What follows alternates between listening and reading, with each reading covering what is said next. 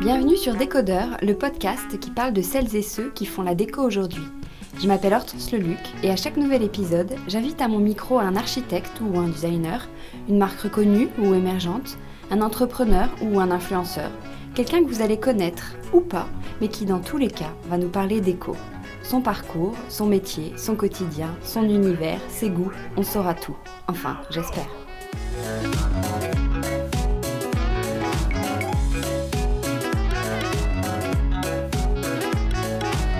Aujourd'hui, je reçois Cécile Roderer, la fondatrice de Smallable, ce concept store de référence dans l'univers de l'enfant, mais pas que, sinon nous ne serions pas là.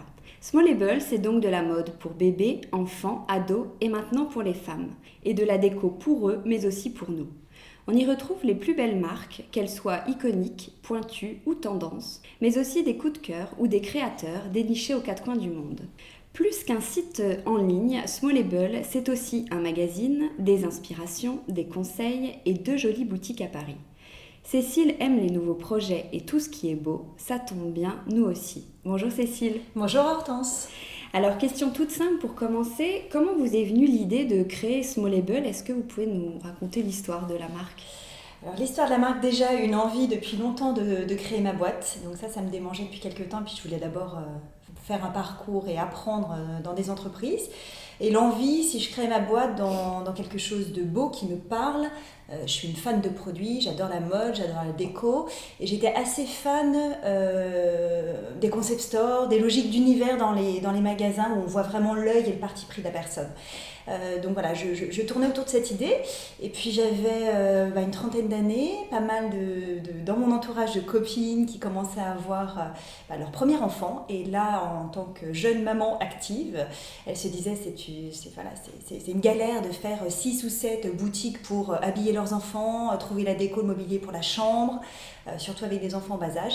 Et là, je me suis dit qu'il y a une idée, il y a quelque chose à faire. Et c'est comme ça que j'ai voulu rassembler dans un même lieu plein de belles marques de créateurs dénichées un petit peu partout dans le monde et de les mettre à disposition de ces jeunes mamans via un site internet et un concept store pour enfants qui était sur Smallable. Mais d'accord, mais justement, vous venez de dire, je crois que vous n'aviez pas d'enfants à l'époque. Du coup, comment vous avez fait pour savoir ce qui était attendu par les parents ? Alors, j'avais pas d'enfant, effectivement. Mon fils est venu 1 an après et j'ai pas mal bossé. J'ai fait une belle étude de marché, tout simplement, comme quand on commence un projet.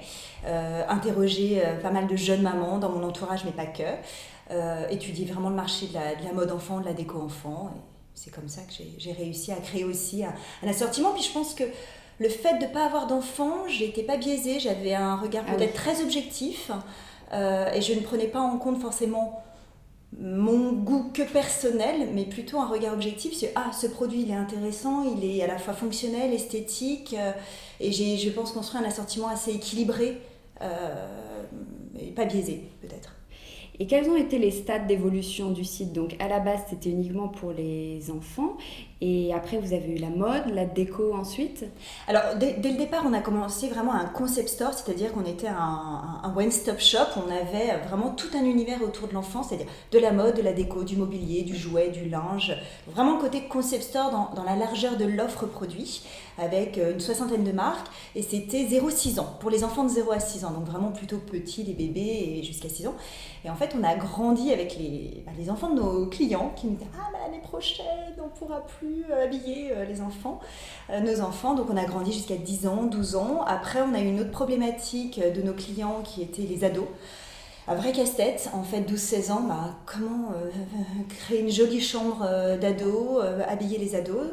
Et puis, il y a quelques années, on s'est rendu compte, et notamment avec l'ouverture de notre concept store physique à Paris, qu'en fait, les mamans, elles achetaient pour elles. Elles allaient piocher dans la déco qu'on proposait pour mettre des coussins dans le salon, des luminaires, des choses comme ça.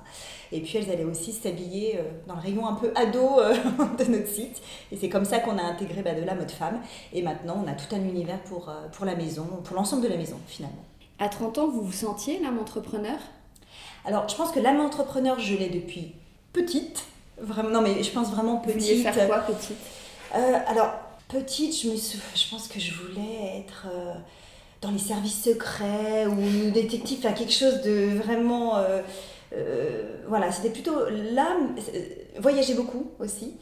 Après, mais je pense que j'étais très indépendante depuis petite, assez déterminée, assez fonceuse, donc je pense que c'est des qualités qui vont bien avec un entrepreneur et envie d'avoir ma liberté assez vite. En revanche, je me sentais pas les épaules pour juste après mes études de me dire ça y est, je lance ma boîte.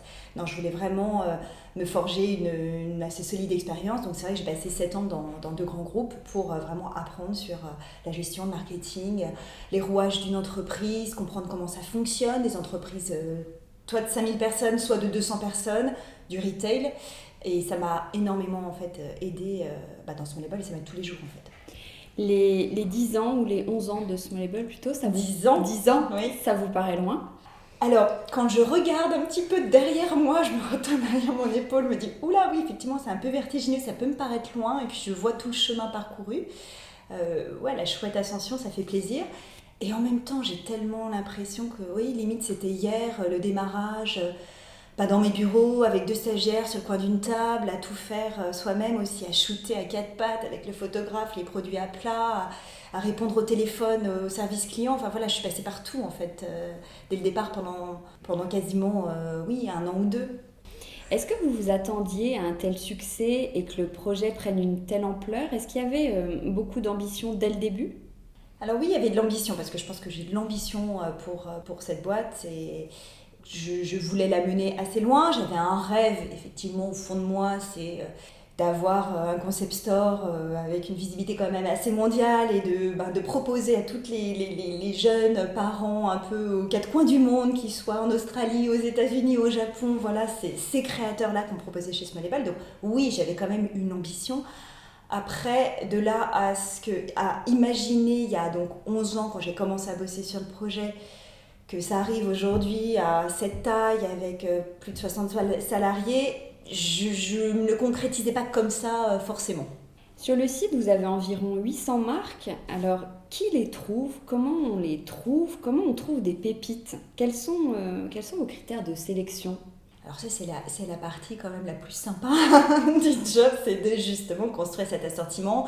C'est faire un mix entre voilà, des iconiques, des emblématiques et justement ces jeunes designers, ces petits créateurs qui sont parfois confidentiels. Ils peuvent être connus dans leur pays mais plus confidentiels par exemple en France ou en Europe. Et puis des jeunes marques débutantes qui sont assez prometteurs. Les critères de sélection, c'est...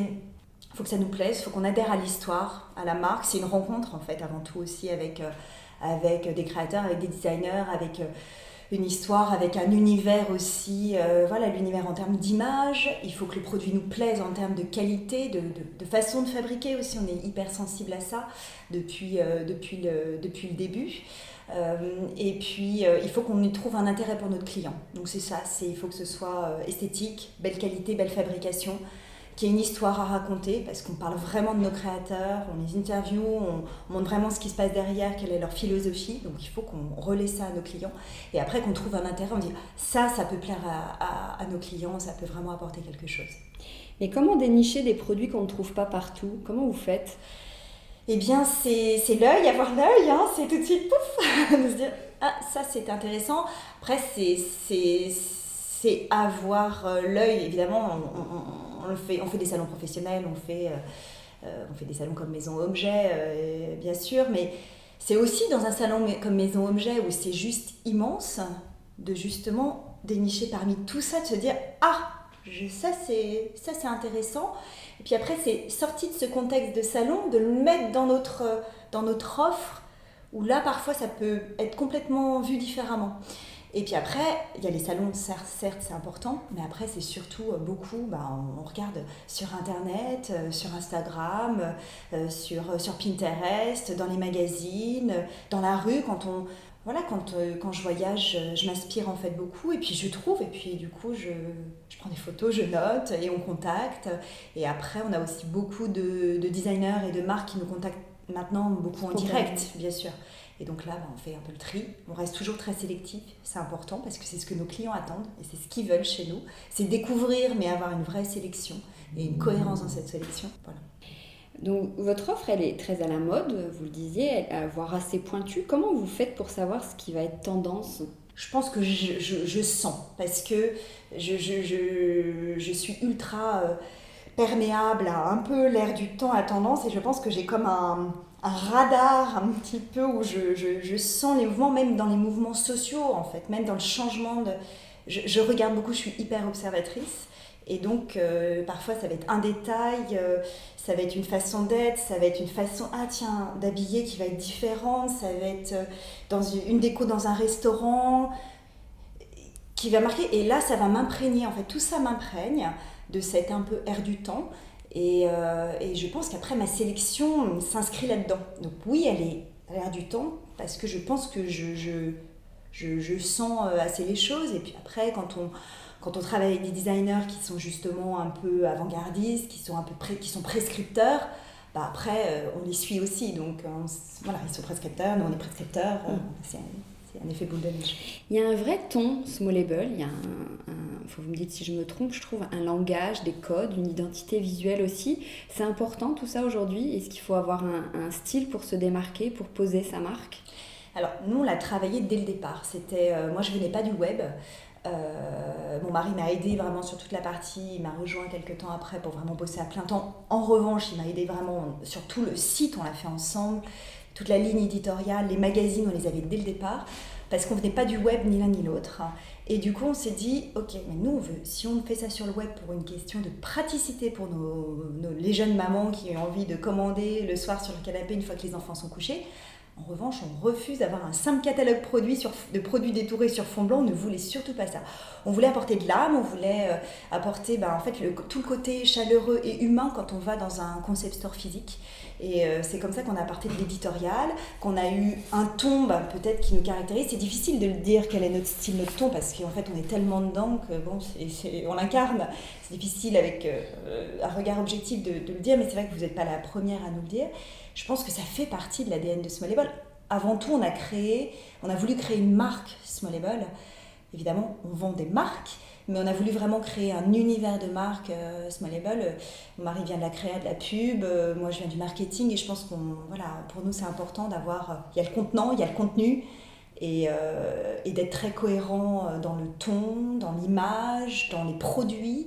Et c'est vrai qu'on a réussi quand même à grossir, parce qu'on est passé de 60 marques, tout petit assortiment, à aujourd'hui un nombre de marques assez importante. Et en même temps, ce qui ressort souvent de nos clients, des marques avec lesquelles on travaille ou des journalistes, c'est qu'on a gardé cette cohérence, qu'on a réussi à grandir sans perdre notre âme. Et toujours en gardant cette âme, ce ton. Donc je pense que c'est tellement intrinsèque, ça fait partie de smallable dès le départ. Quel métier se cache derrière un site de vente en ligne? Oh, plein de métiers. Enfin, plein de métiers maintenant. C'est-à-dire qu'au début, on n'était pas très nombreux. Et vous êtes combien aujourd'hui? On est plus d'une soixantaine. Alors, il y a des métiers, les métiers, déjà il y a la tech, parce qu'il y a tous les développeurs pour faire vivre le site, ça c'est crucial. Il y a tout le web design et tout ce qui est user experience, justement. Donc là, c'est le front office, toute l'expérience client sur le site. Il y a les achats, évidemment, parce qu'il faut sourcer des produits, les acheter, les sélectionner. Il y a du marketing avec marketing web, mais également les réseaux sociaux, avec nos propres comptes Instagram, Pinterest. Il y a également la gestion finance dans toute boîte. Et puis il y a ce qu'on appelle les opérations, avec tout ce qui est logistique, service client, transport, mise en ligne. On a du retail physique avec 2 boutiques. Du service client pour chouchouter nos clients. Voilà, j'espère ne pas avoir oublié quiconque, mais oui, il y a pas mal de services aujourd'hui. Vous êtes revendeur, vous venez de le dire, mais vous développez aussi maintenant vos propres marques. Pourquoi ? Parce que je pense qu'on est assez créatifs, mon mari et moi, et on adore le produit, les couleurs, les motifs, on aime le produit, voilà. Et ça nous démangeait depuis quelques temps. Moi, je viens de là aussi, j'ai plutôt travaillé beaucoup auparavant sur le marketing produit, du développement produit, donc c'est quelque chose que je sais faire. Et on avait vraiment cette envie de se dire, nous aussi, on avait envie un peu de s'amuser et de créer par nous-mêmes. On a lancé du coup 2 marques propres, une en vêtements pour enfants, 100 Pieces, qu'on a lancé il y a à peu près 2 ans. Et donc voilà, on s'amuse, mais on voulait vraiment créer une marque aussi qui a une identité assez singulière, qui ne vient pas cannibaliser les marques existantes, mais justement qui viennent apporter quelque chose sur le marché. Et pareil, on a créé une marque de déco qui est plus récente, là, qui a un peu plus d'1 an, communauté de biens. Et l'idée, c'était d'avoir une marque un peu ombrelle pour la famille, puisque maintenant, on est vraiment Family Concept Store. Et donc, autour du linge de maison, on a commencé avec du linge de maison en lin lavé, dans une jolie gamme de couleurs pour enfants et pour adultes aussi. Et puis là, on va la déployer avec plus de petites décos, d'objets déco. Voilà. Justement, si on axe un peu plus sur la déco, qu'est-ce qui marche le mieux, la déco enfant ou adulte? Est-ce que vous avez des bestes? Alors, l'adulte, on y est venu plus récemment. Ça fait, on va dire, à peu près 2 ans qu'on déploie un peu plus l'univers de la maison pour adultes. Donc, évidemment, la déco enfant reste encore majoritaire, mais l'adulte se développe hyper bien. Mais c'est le début. Je dirais que c'est plus le début. Oui, bien sûr, on a des best-sellers parmi on va dire qu'on a plus de 500 marques de déco, marques de designers dans l'univers de la maison. On a forcément, des best-sellers. On vend très très bien tout ce qui est linge de lit, on vend très bien le mobilier, la vaisselle aussi. Et puis après, il y a des catégories qu'on a développées plus récemment, comme les bougies, les senteurs par exemple. Les tapis fonctionnent très bien, c'est assez varié. Vous avez 2 boutiques dans le 6e, dont l'une qui vient d'ouvrir autour de l'univers des nouveau-nés. Pourquoi vous avez ouvert des boutiques physiques si le site marchait très bien ? Alors c'était une volonté d'ouvrir, on avait une vraie envie d'ouvrir des points de vente physiques parce que même si le web c'est un énorme potentiel commercial et international, c'est vrai que sur le web on n'a pas de limite en termes de géographie et d'offres. Ça c'est un formidable potentiel. En revanche, je suis assez convaincue par la présence physique, le fait d'incarner physiquement et d'aller à la rencontre de ses clients. Évidemment, on a tous les jours nos clients au téléphone ou par mail, voilà, donc il y a un échange, même en interaction via le social media. Néanmoins, d'aller à la rencontre, d'incarner physiquement. Donc c'est un petit extrait, nos concept stores, c'est 300 mètres carrés. Si on devait exprimer toute notre offre, ce serait 10 000 mètres carrés. Donc on ne peut pas, c'est un peu frustrant pour nous d'être dans un espace plus restreint. Après, c'est un bon exercice. Mais c'est bien de montrer l'extrait, un petit extrait de notre sélection, de faire découvrir et de faire toucher et voir en vrai les produits, les marques.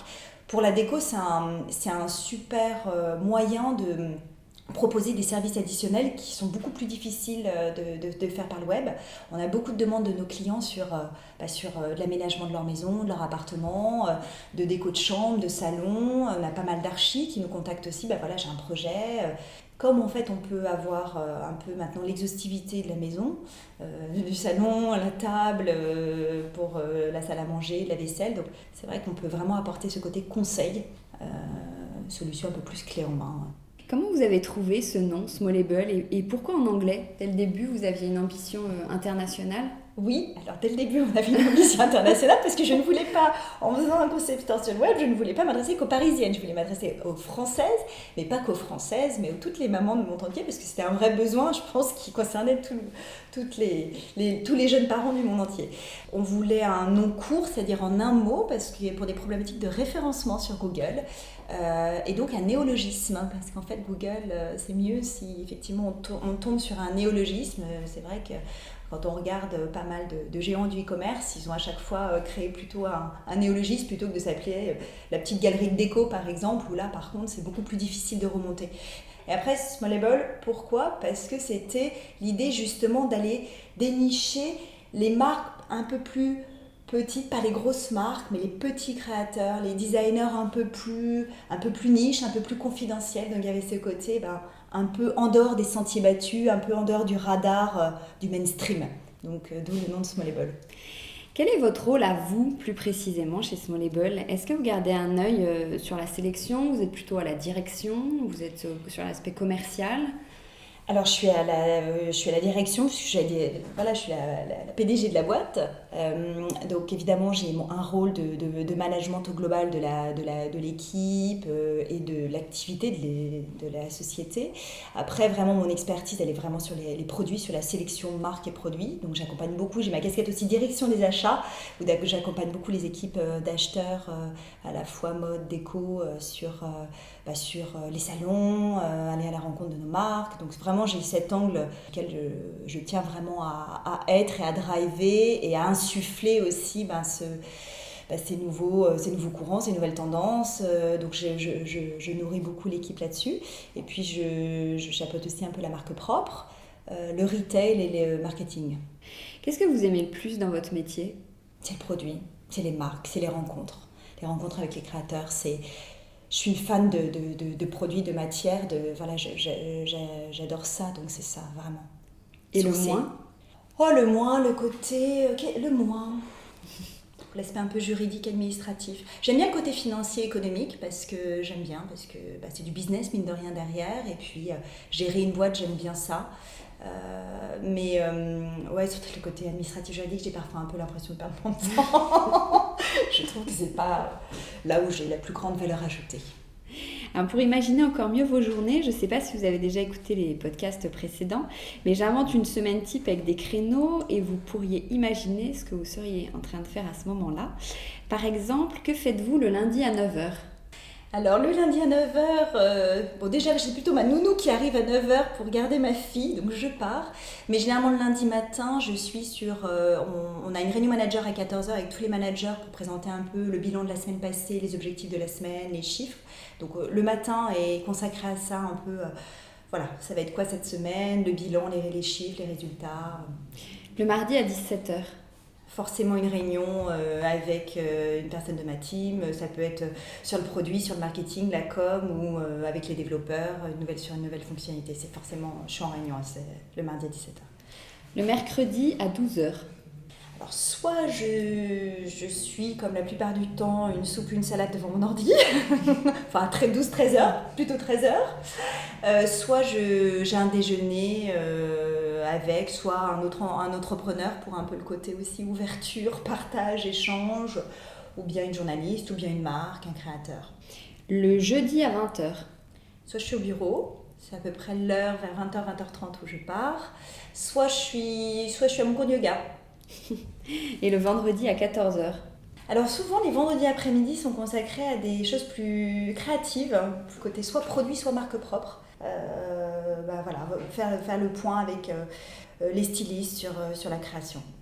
Quel est le moment de la journée que vous préférez ? Le matin et la fin de journée, à partir de 18h, je suis assez tranquille, je peux bien me concentrer. 18-20h, je peux pas mal dépoter. Et il y a moins de monde aussi. Il y a moins de monde, c'est pour ça. Je suis moins en réunion à droite à gauche, donc je suis moins dérangée aussi. Alors, vous travaillez aussi avec votre mari, qui est votre associé, mais il vous a rejoint 1 an et demi après le lancement. Donc, sur le papier, c'était un peu vous la boss. Comment il a réussi à rentrer dans l'aventure et à prendre sa place ? Alors, on a créé déjà la société ensemble. Dans les statuts, on est vraiment associés ensemble. Après, lui, il conservait... il a été... oui, vous l'avez quand même imaginé ensemble. On l'a quand même imaginé ensemble. Pendant 1 an et demi, oui, j'étais seule déjà, même avant le lancement, à réfléchir à tout le positionnement, le business plan, tout ça. Il a beaucoup travaillé à mes côtés sur la partie site, éditorial. C'était des soirs et des week-ends en dehors de son boulot. Il conservait son boulot de directeur de créa dans la pub. Pour une raison simple, c'est que j'avais quitté mon travail, donc on est un couple, on ne se paye pas pendant quelques années quand même quand on est entrepreneur. Tous les deux à ne pas se payer, c'était juste pas possible matériellement. Et puis après, c'est une prise de risque, de toute façon, je ne savais pas si ça allait marcher, je voulais d'abord prouver le concept, voir. Et c'est vrai qu'au bout d'1 an de lancement du site, ça a commencé à prendre. J'étais enceinte, j'allais accoucher et je lui ai dit écoute, je pense que là, ce serait peut-être pas mal que tu me rejoignes. Je pense que ça va commencer à prendre et puis je sens que toute seule, je vais pas y arriver non plus. Donc viens, rejoins-moi, on y va. On s'embarque tous les deux à fond dans l'aventure. Et est-ce que vous arrivez à compartimenter votre vie et à pas trop parler boulot le soir et le week-end ? Non, c'est impossible. C'est impossible. En fait, c'est fait partie de nous, c'est pour ça qu'en même temps, c'est une vraie force d'être entrepreneur en couple, dans le sens où en fait, on en parle, on est habité par Smallable, par notre projet, ça fuse tout le temps, donc même le week-end, on peut avoir une idée, on peut avoir un déclic, donc on cloisonne plus physiquement, c'est-à-dire qu'on essaye de ne pas travailler le week-end avec les enfants, voilà, c'est de couper par rapport aux enfants. En revanche, nous, entre nous, en vacances, le soir, à tout moment, oui, non, je crois que c'est assez impossible de cloisonner. On bosse moins qu'au début où là c'était vraiment du non-stop tout le temps, faut pas se le cacher, faut énormément bosser. Mais c'est vrai qu'on en parle beaucoup, quoi. Ça nous habite. Est-ce que vous trouvez que la vie est plus cool quand on est la patronne, entre guillemets, parce qu'on peut déléguer et que vous ne devez de compte à personne, ou ça reste une grande responsabilité que vous prenez très au sérieux ? Plus cool, je sais pas, je pense pas, parce que justement on a des responsabilités sur les épaules, des responsabilités même vis-à-vis des actionnaires. J'ai quand même des friends and family qui ont investi aussi dès le départ, qui nous ont fait confiance. On a des actionnaires, des investisseurs sans lesquels on n'aurait pas pu aussi évoluer, se développer. Et puis on a aussi plein de salariés. Moi j'ai pas envie, j'ai grande responsabilité aussi vis-à-vis de l'équipe. J'ai de bien gérer ma boîte pour pas leur dire du jour au lendemain, non désolé, finalement ça ferme, ciao bye. Donc c'est plutôt des grandes responsabilités. Après j'aime ça. C'est pas le fait d'être à la tête de sa boîte. Pour moi, j'aime cette liberté, j'aime cette indépendance et j'aime prendre ces décisions. C'est ce qui pouvait me frustrer en étant salariée. J'apprenais, mais en même temps pas décider. Donc avec les hauts et les bas, on est seul pas seul. On gère pas tout seul la boîte. C'est un travail collectif, mais c'est vrai qu'il y a des moments où cette responsabilité, on la porte assez seule. Justement, le 8 mars, pour la journée de la femme, vous avez fait un post Instagram où vous disiez notamment qu'il y a seulement 2% de femmes qui occupent des postes de CEO. Comment vous vous sentez à ce poste ? Donc vous venez de dire, vous vous sentez quand même une âme de manager, mais vous l'avez appris avec les années, vous êtes à l'aise dans ce rôle ? J'ai beaucoup appris, j'ai appris sur le terrain. Je pense que autant je peux avoir l'âme d'entrepreneur, de développeur, de propulseur, un peu. Autant l'âme de manager, ça s'apprend en fait. Le management, ça s'apprend. Puis c'est une interaction, donc ça s'apprend avec les équipes, avec l'humain, avec les personnes avec qui on est en interaction. Évidemment, je suis beaucoup plus à l'aise, sereine, et j'aime de plus en plus ça. Après, je pense que j'ai cette facilité parce que je suis beaucoup dans l'échange et la communication. Et j'aime ça. Donc, il faut déjà aimer manager les gens. Aimer le contact humain, il y a des gens qui n'aiment pas en fait ça. Donc ça j'aime. Après, je me perfectionne tout le temps et j'apprends tout le temps et c'est important. Et est-ce que dans la vie privée, vous êtes aussi quelqu'un comme ça, de décisionnaire, un peu chef de tribu, ou vous sentez que vous avez deux personnalités qui s'adaptent à chaque fois au contexte ? Non, je crois que je n'ai pas deux personnalités. Je ne suis pas du tout Dr Jekyll, Mr Hyde. Je suis assez déterminée aussi dans la vie personnelle. Non, je pense que je suis très fidèle comme je suis dans la vie perso ou la vie boulot professionnelle. Je suis assez fidèle à moi-même. De toute façon, je suis assez quelqu'un d'entière, donc on lit assez bien. Non, je suis comme ça. J'aime plutôt décider. Après, je lâche un petit peu plus. C'est-à-dire qu'effectivement, quand par exemple on part en vacances avec des amis, je suis pas forcément j'aime pas le côté régimenté ou quoi que ce soit. Je suis plutôt assez participative, collaborative, mais j'impose pas trop. Après, j'aime bien quand même driver, décider, gérer, organiser. J'aime bien organiser, même dans le frigo, organiser. Quels sont vos coups de cœur récents sur Smallable pour une marque ou une nouveauté ? Alors, coup de cœur, il y en a pas mal. C'est toujours difficile de dire... parce qu'on rentre plein de jolies choses tout le temps et quand même tellement.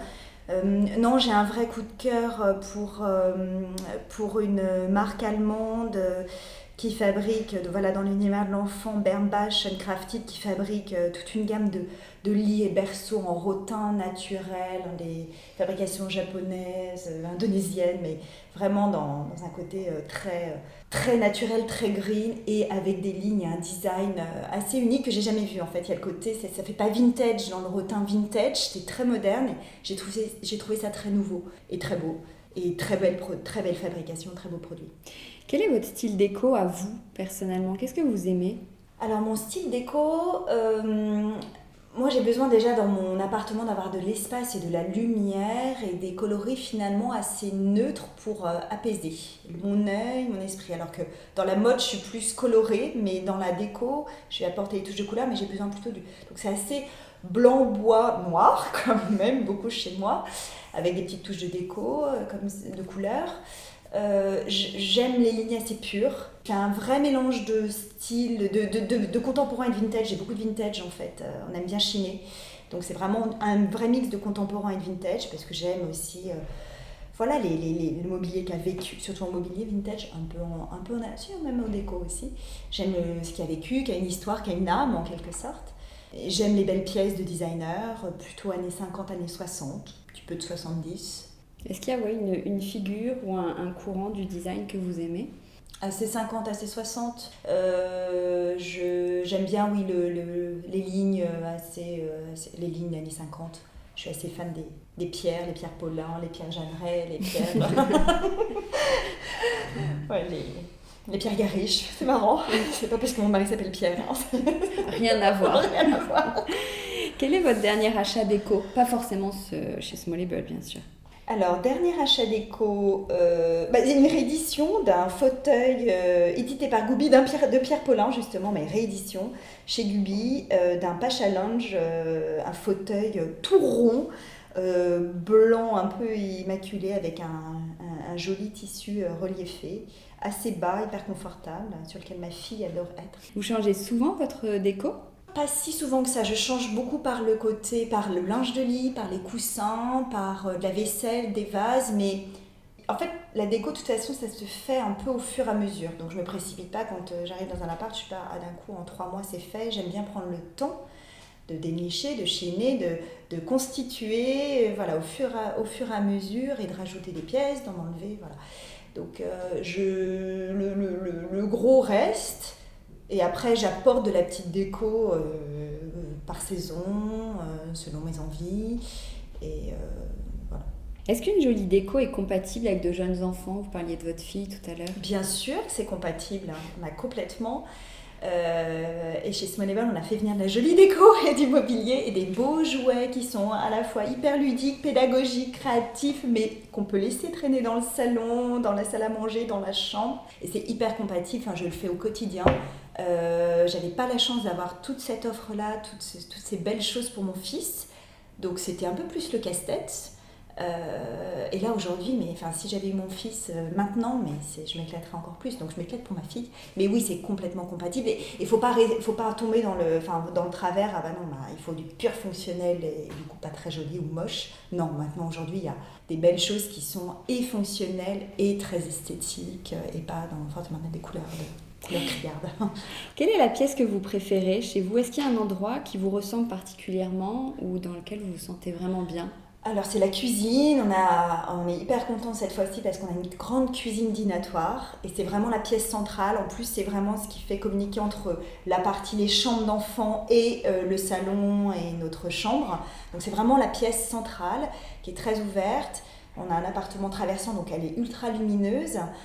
C'est une pièce où on se retrouve et mon mari cuisine beaucoup, donc voilà, il y a les enfants qui sont en train de faire mon fils qui fait ses devoirs, ma fille, on peut lire un livre et de se retrouver dans cette cuisine. En plus elle donne aussi sur une petite cour qui est très arborée, où on voit le ciel qui est assez ensoleillé, donc ouais, c'est vraiment cette pièce-là. On va terminer avec les questions à What Mill que vous connaissez. Question à 19 €. Alors, le prix d'une affiche Mathilde Cabanas sur les règles de la maison chez Smallable. La règle numéro 3, c'est ranger ses chaussures et son manteau en arrivant.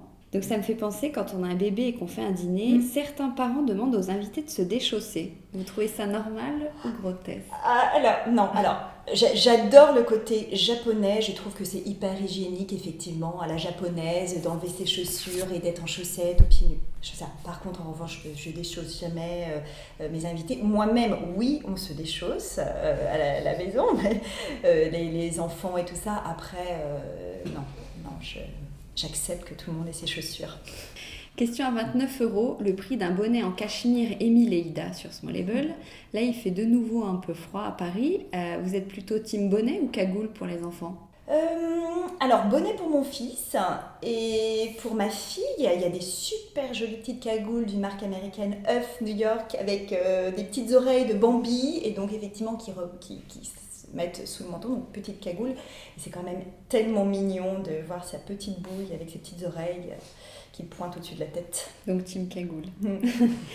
Et question à 39 €, le prix d'un sac à dos rive droite chez Smallable. C'est assez tendance, mais il y a quand même débat pour ou contre le sac à dos pour une femme. C'est assez tendance, hein, comme la banane en travers aussi. Personnellement, je suis pas fan. Personnellement, voilà. Moi, je ne porterai pas de sac à dos, je l'aime beaucoup sur les hommes, sur mon fils, les enfants, sans problème. Moi, j'accroche pas, non. Merci beaucoup Cécile. Merci beaucoup Hortense. Décodeur, c'est terminé pour aujourd'hui. Merci pour votre écoute. J'espère que cet épisode vous a plu. N'hésitez pas à vous abonner à ce podcast, à laisser un commentaire sur iTunes ou sur la plateforme que vous utilisez, à suivre Décodeur sur Instagram, bref, à me faire des retours et surtout à en parler autour de vous. Merci et à la semaine prochaine.